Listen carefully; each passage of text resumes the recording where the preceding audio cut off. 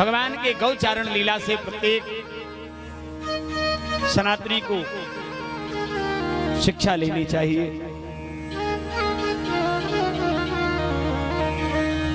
गाय हमारी माता है। हाँ,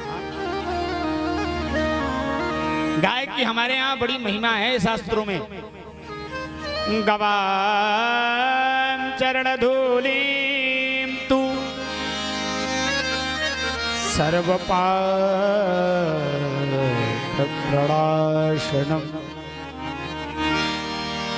ललाटे मस्तके घार्य गंगा स्नानं फलं लभे।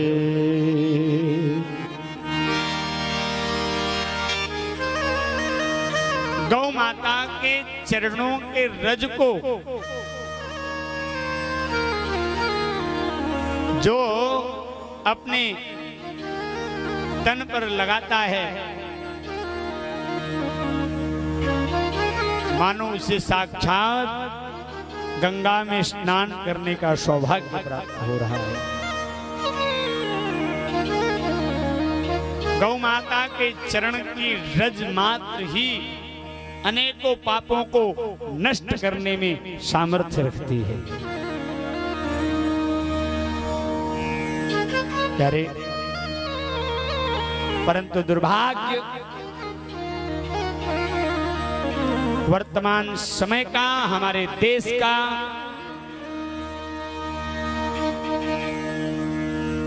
यद्यपि हम भारत में हैं, यद्यपि हम सनातनी हैं, फिर भी हमारे देश में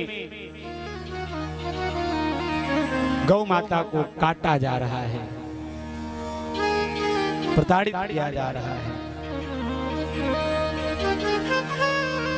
मैं एक कड़वी बात कहूं, आज वर्तमान में पूरे भारत में, पूरे विश्व में जितना उथल पुथल हो रहा है,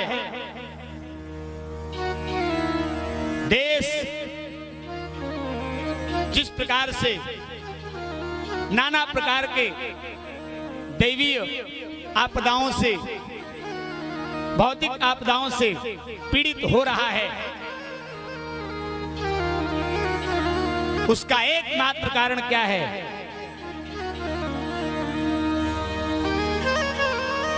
सनातन का अपमान, गौ माता का अपमान। आप क्या सोच रहे हो? गौ माता काटी जाएंगी और पूरा विश्व चैन की नींद सोएगा? कदापि नहीं हो सकता है। अगर ऐसे ही गौ माता कटती रही,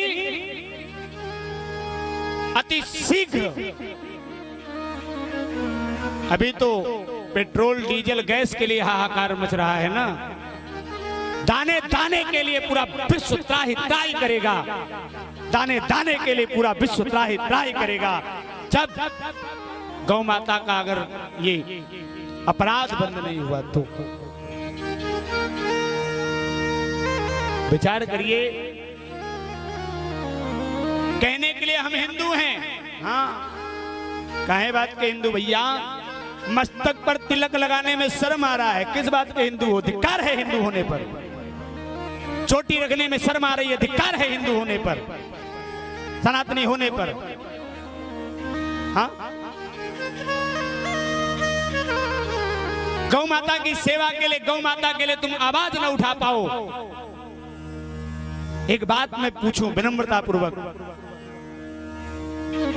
आपकी बहन के ऊपर, आपके माँ के ऊपर, आपके सामने अगर कोई दृष्टि डालेगा तो उस समय आपके हृदय में क्या वेदना होगी? आप क्या करोगे? बर्दाश्त कर पाओगे? नहीं, और नहीं करना चाहिए, बिल्कुल नहीं करना चाहिए। कोई हमारे माता के ऊपर, कोई हमारे बहन के ऊपर कुदृष्टि डाले, हाँ, और हम सहन करते चले जाएं,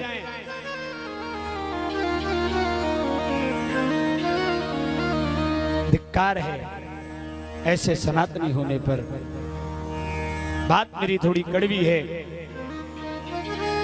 कुछ लोगों को बुरी भी लग रही होंगी, लग जाए भैया, कोई फर्क पड़ने वाला नहीं है। और जो सत्य है वो सत्य है।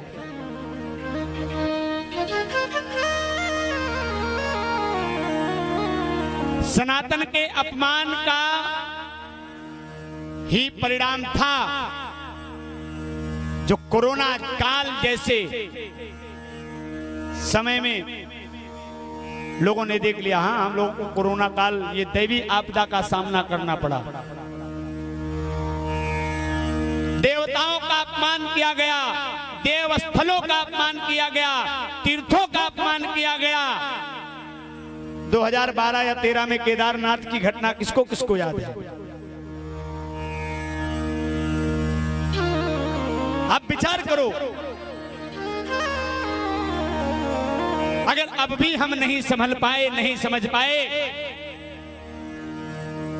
अगर अब भी हम अपने घर में, अपने घर के बच्चों में सनातन के संस्कृति को नहीं प्रवेश करा पाए, अपने बच्चों के भीतर में अगर गौ सेवा, सनातन की सेवा, साधु महात्मा संत जनों की सेवा, गुरुजनों का आदर सम्मान हम प्रवेश नहीं करा पाए,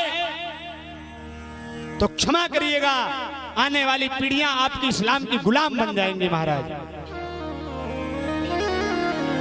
एक समय था, बनी थी, फिर बन जाएंगी।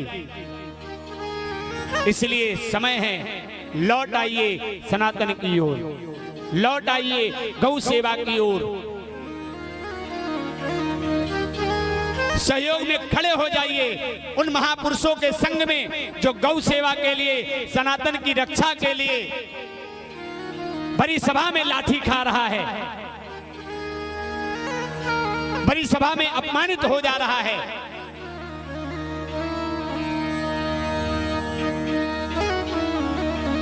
मैं किसी भी पार्टी का व्यक्ति नहीं हूं, राजनीति से मेरा लेस मात्र भी कोई संबंध नहीं है।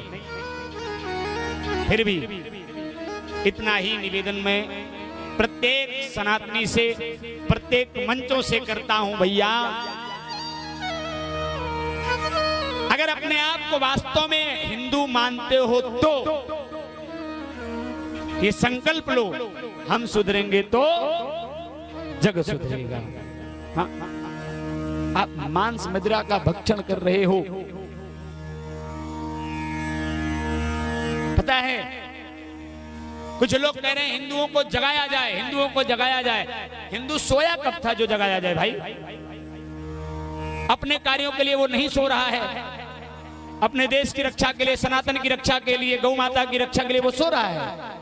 सो नहीं रहा, सोने का नाटक कर रहा है महाराज।